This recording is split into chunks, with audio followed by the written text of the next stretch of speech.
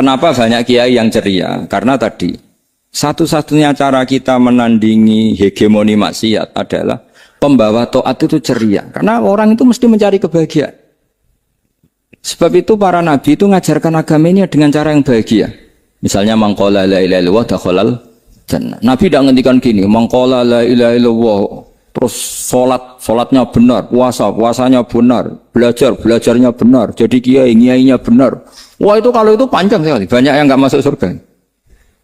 Sementara kubu yang lain kampanye, sudah tenang bersama bapaknya di surga. Lah kita kampanyenya, konsolat mesti ditompo, puasa mesti ditompo. Wes repot, syaratnya ditompo ikhlas wangel, kowe ora bakal iso. Berarti maknane kan ora bakal mlebu swarga.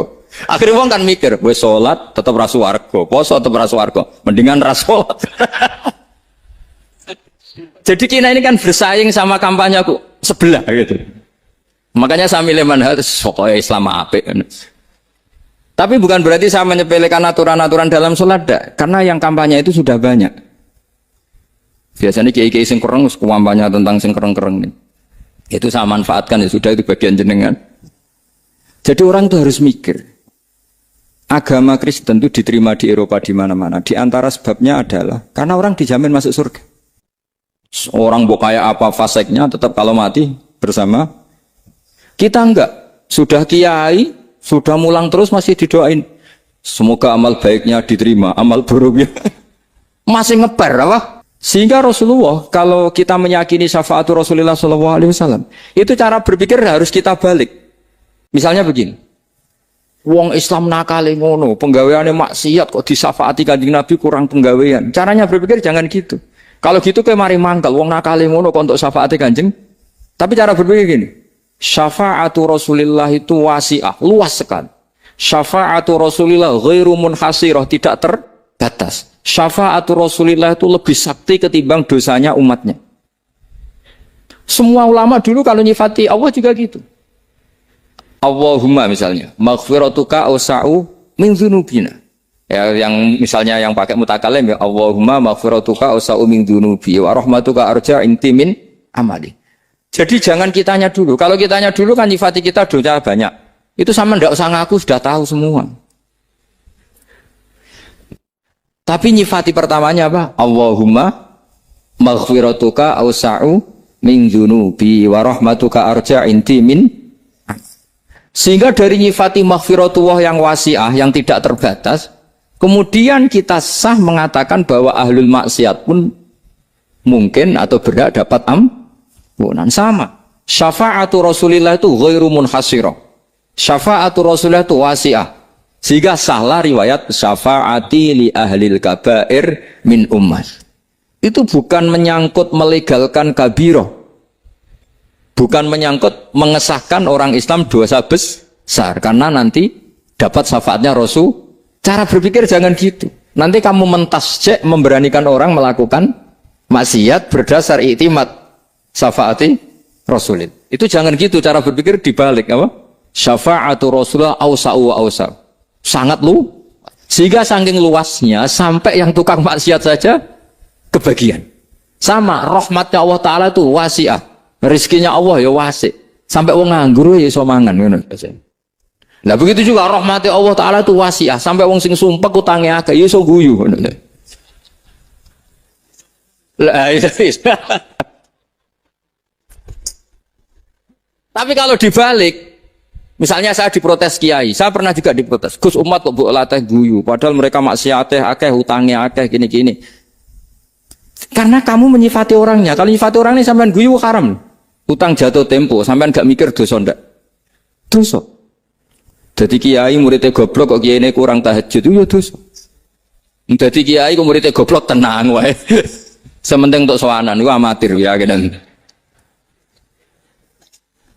Mestinya cara berpikir dibalik. Rahmatullah wasi'ah. Rizkuhu ya wasi', fadluhu wasi'. Sampai wong sumpek wae iso guyu. Sehingga kita ini sudah objek. Loh, kita ini tidak subjek. Di alam raya ini kita tidak subjek, tapi apa? Objek. Makanya saya berkali-kali mengatakan, mbok kayak apa sumpeknya kita, tetap wong iso guyu. Karena apa? Allah mensifati dirinya wa annahu wa adhaka wa abka. Allah itu adhaka, zat yang memberi orang iso guyu. Wa abka lan zat sing maringi wong iso nangis. Karena sifatnya Allah Ta'ala pasti nafidzah, sifatnya Allah Ta'ala pasti terjadi. Dan kita objek. Makanya wong sumpek utange akeh, bojo ora percaya, tangga ora percaya, nang guyu banter-banter. Karena Allah ku adhaka, zat sing maringi guyu. Wa abka. Sudah presiden, sudah gubernur, sudah menteri. Nah Allah kepengen nangis, no yo nangis. Coba ngeluhnya apa kalau misalnya jenengan seorang mantan presiden atau mantan gubernur. Kadang anaknya calonan RT mau menang bunda. Ngeluhnya apa orang alim misalnya, alim alama, anaknya mau jadi jurumiyah raiso. Susah. Kaya raya anaknya jadi pasien, susah. Allah punya cara untuk abegah, untuk bikin orang nangis. Nah karena kita ini objek, pasti sesupuk apapun orang yang bisa tertawa, ya bisa nangis. Makanya banyak ulama yang nggak terlalu serius mikir agama ini. Bukan karena dablek, enggak. Karena Allah mensifati dirinya Al-Hadi, yang memberi petunjuk. Kita nggak ditunggoni Kanjeng Nabi, nggak ditunggoni Wali Songo, nggak ditunggoni para Alawiyin yang dulu. Nggak ditunggoni Habib-Habib yang kayak Said Abdul Al-Haddad. Tapi karena Allah itu Al-Hadi, yang memberi petunjuk. Dan sifatnya Allah Ta'ala la budda wa ya antakuna nafidah. Sifatnya Allah pasti nafidah. Amerika kayak apa liberalnya. Sekarang trennya juga banyak yang masuk Islam. Kampung-kampung pedalaman gak ada kiainya, cukup mudin. Kadang yang membawa agama itu orang yang ke situ mau nyari kayu. Orang yang di pedalaman Kalimantan, Sulawesi itu pertama itu nyari kayu. Tapi bawaan hidayat, lama-lama bikin masjid. Saya pernah di Korea, ke sana orang nyari uang. Niatnya juga nyari uang, tapi akhirnya tersiksa kalau enggak bikin masjid. Karena apa? Karena Allah itu Al-Hadi, zat yang memberi petunjuk. Nah kamu tidak usah khawatir. Agama ini pasti jalan ila yaumil qiyamah. Karena Allah Al-Hadi. Sama. Mbok kamu umat mbok weden-wedeni kowe iku amalem ora mesti ditampa. Nek ora ditampa mlebu neraka. Ngono mulai ngaji ya tenang ae. Tenang, santai. Bahkan kadang bilang gini, Pak Yai tadi gak bener, masa ngecap orang lebu neraka. Kita yang masyarakatnya gak tahu pintunya, Pak kayaknya tahu pintunya. Karena orang itu punya cara. Loh ya betul. Orang Bedui itu kalau ngaji sama Nabi itu lebih unik timbang yang soleh, timbang yang pinter. Sehingga banyak ilmu itu ditemukan dari orang Bedui. Karena cara berpikir itu aneh. Kalau orang soleh, orang waras kan berpikirnya ada aneh, standar. Jadi orang Bedui itu aneh. Pernah suatu saat Rasulullah itu khutbah cerita kiamat. Wah dasarnya kiamat kayak apa? Semua orang diam nangis semua. Orang Bedui enggak, lebih cerdas. Ini Nabi itu cerita kiamat kalau ada tanggalnya ini gimana? Orang nangis semua karena dasarnya kiamat kayak gitu. Bumi dihancurkan wus. Pantas sudah nangis dewi-dewi. Ya ono sing nangis pabrik banyune macam-macam ya. Ini kalau kiamat gimana? Ini perjalanan air kemasan saya kan orang mikir. Mikir dewe-dewe gitu. Tapi ini enggak. Orang Bedui cara berpikir itu enggak. Malah, ya Rasulullah, mata sa'ah. Engkau itu cerita kiamat tapi enggak jelas tanggalnya. Kalau cerita kiamat ya harus jelas dong kapannya. Jadi unik. Jadi cara berpikir, sahabat kaget semua loh. Kaget. Karena enggak kepikiran. Nabi A'radu anhu, A'radu itu mengabaikan. Banyak sahabat yang menganalisis lam yasma kan. Nabi memang nggak dengar sehingga mengabaikan. Ada yang analisis lagi sami'a wa kariha. Sebenarnya Nabi dengar cuma nggak berkenan karena tengah-tengahnya khutbah kok tanya. Tapi si Arabi ini cerdas, masuk akal kan? Misalnya mau pilihan presiden, orang mesti tanya kapan kan? Gitu. Ya kan? Mau ganti presiden atau ganti bupati, takarannya orang kan kapan? Kayak Mas Akom jadi wali ndak? Pertanyaannya kan kapan? Kalau jatuhnya kan sudah ya. Sehingga tanya, mata sa'ah ya Rasulullah. Lama-lama Nabi diangen-angen. Bener juga orang ini. Saya cerita kiamat kok gak jelas kapannya. Ini Nabi menjawab. Tapi karena Nabi orang-orang yang sangat pinter, tanya balik. Ma'adat talaha. Lalu kalau kamu berani tanya kiamat kapan, saya tanya balik. Ya persiapan kamu apa? Jawabnya santai saja. Fawwah ma'atatulah kabira sholatin wala siyamin walakinni uhibbuka ya Rasulullah. Saya enggak menyediakan apa-apa, salat saya biasa aja, maksudnya standar. Ya kira-kira 5 waktu pas. Ya jenis saya lah kira-kira gitu. Wala kabira siyamin, dan saya puasa ya standar saja pas. Walakin uhibbuka ya Rasulullah. Tetapi saya mencintai engkau ya Rasulullah. Jawabannya Nabi apa? Almar'u ma'aman ahabba. Sebagian riwayat anta ma'aman ahbabta. Jadi hadis itu populer tuh barokahnya wong desa. Andai kan dia punya etika, maka sowan dulu tanya 4 mata. Itu jadi hadis ahadi. Tapi barokahnya dia selonong di depan umum. Zaman Nabi khutbah itu jadi hadis mutawatir. Jadi kadang barang baik itu barokahnya orang yang enggak baik. Maksudnya su'ul adab. Tanya gitu kan su'ul. Tapi itu barokah. Akhirnya hadis itu mutawatir. Karena didengar ribuan sahabat yang mendengarkan khutbahnya Rasulullah. Tapi kalau hadis itu satu-satu kan. Khossoni bidzalika Rasulullah. Khossoni bidzalika Rasulullah. Itu nanti jadi hadis ahadi. Yang kualitasnya jauh di bawah hadis mutawatir. Jadi barokahnya orang su'ul adab itu ya ada. Karena Allah yang mendesain ini. Akhirnya kata sahabat, kata Anas bin Malik, mereka itu mangkelnya bukan main sama Arabi tadi. Karena tanya nggak sopan sama Rasulullah. Tapi setelah Nabi jawab, almar'u ma'aman habba, fama farihu bisyai'in farohahum bidzalika batal. Mereka tidak pernah senang dengan hadisnya Nabi, sesenang riwayat almar'u ma'aman habba. Barokahnya Arabi. Bedui. Makanya saya sebagai kiai ini, bedui saya tak pertahankan ila yaumil qiyamah. Karena umat ini pernah terbarokai oleh orang apa? Bedui. Barokai suladab tadi. Jadi mohon ini supaya majelis ini kan majlisul iltorti Rasulullah, coba terlatihlah mengatakan Allah itu subjek, Allah itu al-fa'ilul mukhtar, Allah itu al-fa'ilul mukhtar, Allah itu yang menentukan alam ini. Dan Allah mensifati dirinya wa annahu huwa adhaka wa abka. Allah itu zat yang memberi orang itu bisa tertawa. Dan Allah juga yang memberikan orang itu bisa menangis. Mau kayak apa kamu neror umat? Wah, amal nggak mesti diterima gini-gini. Ternyata neng majelis nangis ya. Mulai guyu. Kadang guyu-guyunya ngenyak tenang nih. Daripada apa ya agak-agak merodok orang yang dohirnya beda dengan batinnya. Nggak perlu distatuskan seperti itu. Ya sudah biasa saja. Jadi, nah, fi muqaddimihim, imam besar dalam manhaj ini namanya Abul Hasan apa? Asyadzili. Abul Hasan Asyadzili itu kalau ada orang tanya gini, Beb saya ini susah, sholat saya tidak mesti diterima Allah gini-gini, marah. Enggak usah. Kafa bika jazaan an radiyaka laka ahlan. Sudah kamu ditakdir pernah sujud itu sudah keren.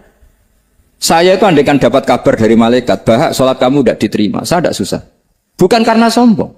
Pernah ditakdir sholat sujud ning Allah itu keren. Kayak apa malunya kita ketemu Allah kemudian kita di bumi tidak pernah sujud.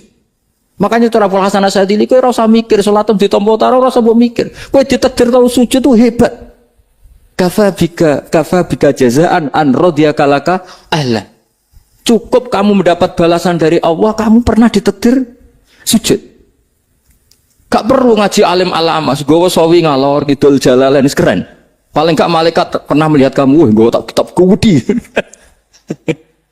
Gak penting paham kamu. Karena isra bakat paham teman. Jadi Abul Hasan Asyadzili adalah orang yang dan itu Al-Hasani ya, dan itu Al-Hasani. Makanya macam-macam kita yang Al-Husaini sudah kita punya Faqih Muqaddam, punya banyak. Di Al-Hasani yang paling populer diantaranya adalah Abul Hasan Asyadzili. Beliau tuh kalau ngendikan sesuatu itu positif terus. Termasuk itu ketika ada orang resah sholat saya diterima ndak, kata beliau, wes kowe sing sempurna, ditakdir tahu sujud. Saya itu sebetulnya kadang-kadang miris, wes sholatku tompo ta ora, tapi saya sangat sadili.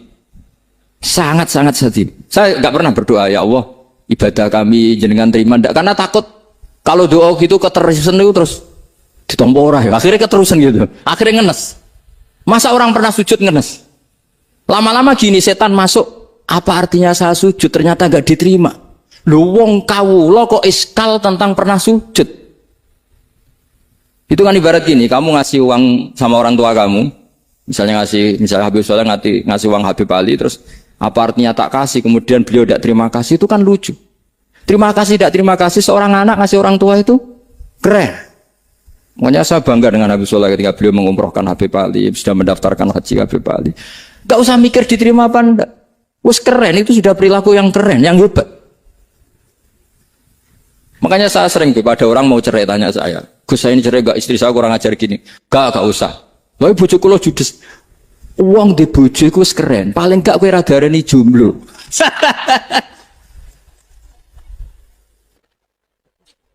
Oh, diarani duda ora enak. Wes luwe sabar di diarani duda mek diarani bojo judes. Enak bojo judes cek gagah. Di bojo lah. Oh, provokator itu. Jadi kafabika jazaan an rodiya kalaka alam. Sudah ditegur pernah sujud itu sudah keren. Dulu ulama ala hadan nampak. Ulama dulu cara berpikir seperti itu. Makanya ulama dulu kalau nafsiri wasjud waktarik sudah pernah sujud. Di Quran enggak pernah ada ayat wasjud san sujudo siro ingkana kada wa kada ingkunta mutayakinan bikobuli sujudi. Kan ada sujud ya sujud saja, tidak usah mikir makbul apa tidak makbul. Sudah kalau sujud pasti waktarik. Terus saya sebenarnya ya sebagai orang ya kadang wedi, sholatku ditompo ta ora. Tapi kalau keterusan nanti ada was-was yang mengatakan opo artine sholat. Lu tuh kan ngeri seorang hamba sing uripe ning bumine Allah kemudian menyoal pernah sholat hanya karena takut gak diterima. Itu kan geblek banget. Biasa jenis kiai yang di partai itu.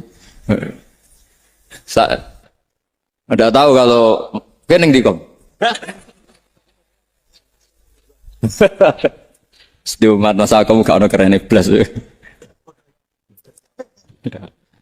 Jadi, nah nanti kalau misalnya ada manhajnya Habib Soleh yang tidak seperti itu tidak apa-apa. Mungkin supaya orang nggak takabur, nggak fakhr. Sehingga makanya mulai dulu lama itu ya partainya kalau nggak rojak ya khauf.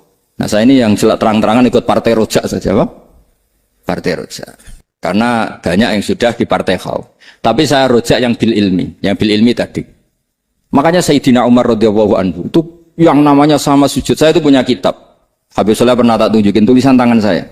Muji-muji sujud. Sayyidina Umar ketika ditusuk seorang gila itu Majusi. Abu Lu'lu' terkenalnya itu. Itu Hulamul Mughirah terkenalnya. Ditusuk, dia sahabat, beliau sahabat, wali. Jadi nusuk Umar itu kayak apa? Nusuk Mas Hakom aja dosa besar, apalagi nusuk Umar. Itu ketika ditusuk, dia itu ya punya dendam. Namanya manusia itu punya dendam. Maksudnya namanya orang kan mangkel sama yang nusuk. Kalau orang mangkel itu inginnya kan yang nusuk itu masuk neraka. Tapi apa kata Umar? Ngedikan gini, tanya pertama. Yang nusuk saya siapa? Orang Majusi. Orang Majusi, Hulamul Mughirah. Alhamdulillah, alladzi lam yaj'al maniyati biyadi rajulin lam yasjud laka sajdatan yuhaju biha indaka yaumal qiyamah. Saya itu senang Gusti, yang nusuk saya orang yang nggak pernah sujud sama jenengan. Jika kalau saya dendam supaya dia masuk neraka, saya nggak takut orang itu nuntut sama saya.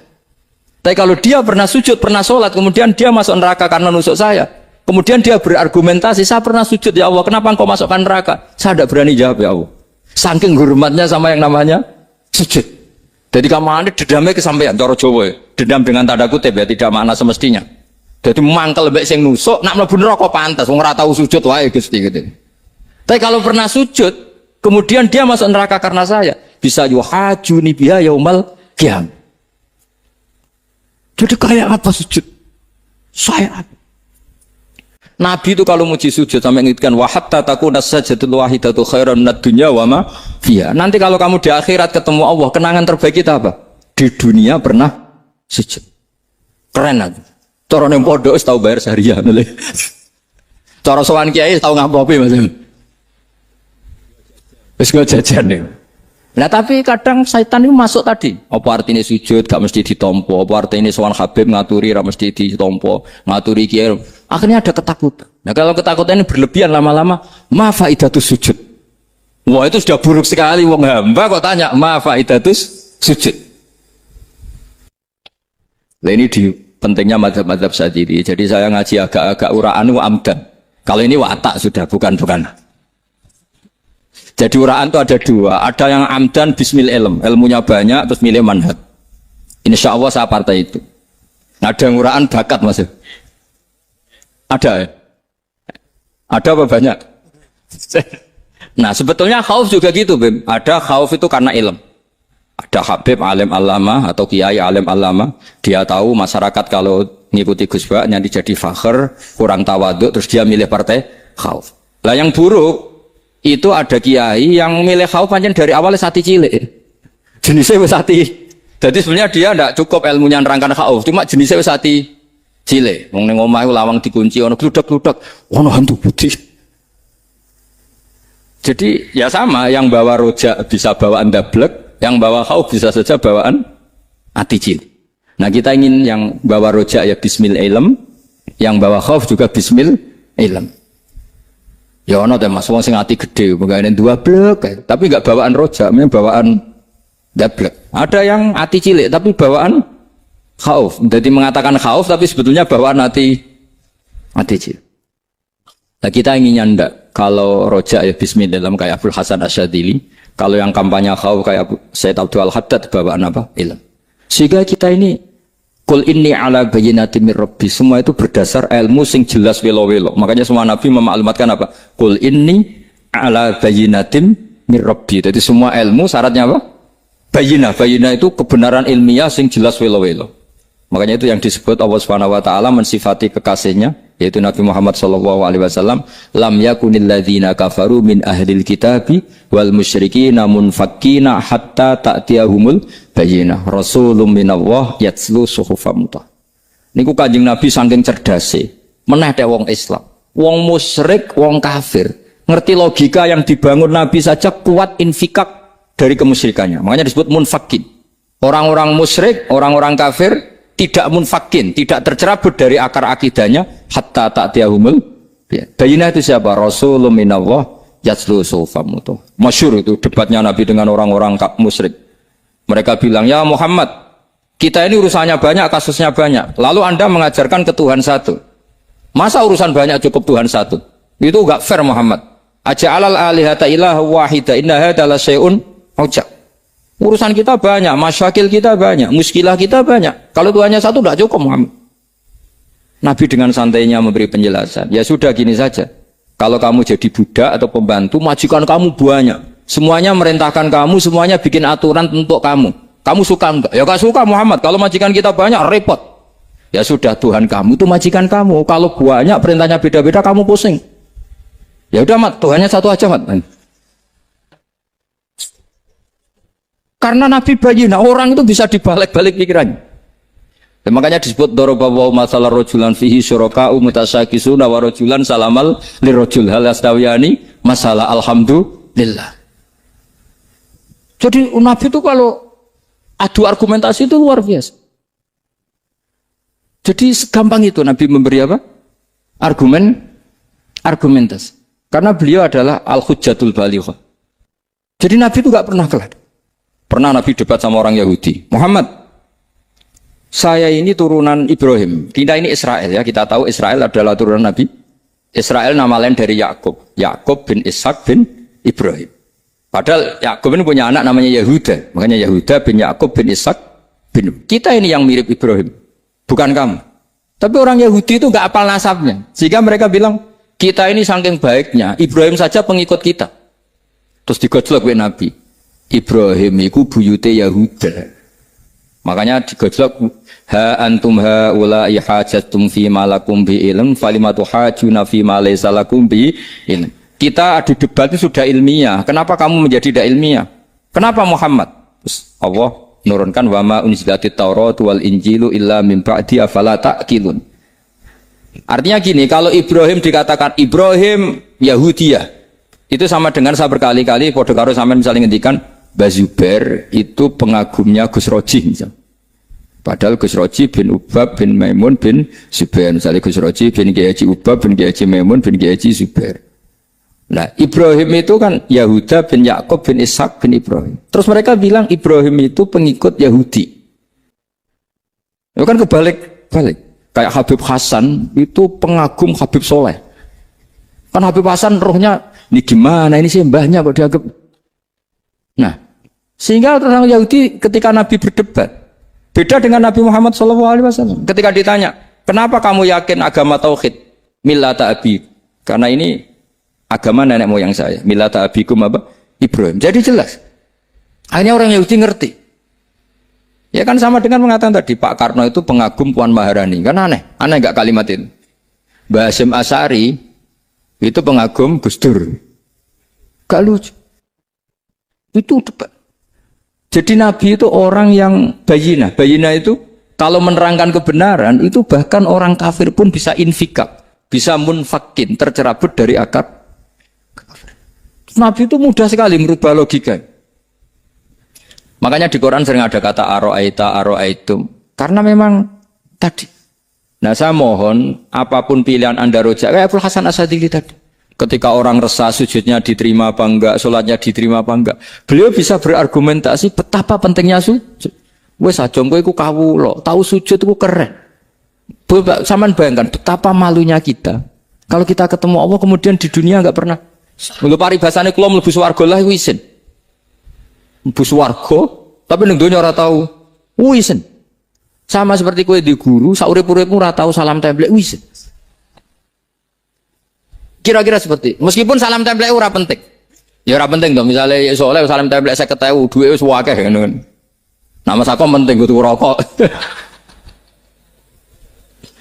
Itu bukan nilainya kok, betapa malunya kita.